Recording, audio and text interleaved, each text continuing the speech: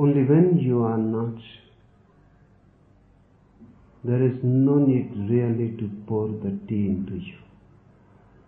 When you are not, the whole existence begins pouring. The whole existence becomes a shower from every dimension and every direction.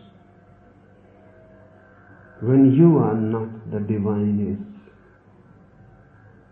The story is beautiful. It is bound to happen to a professor of philosophy. The story says a professor of philosophy came to Nan'in.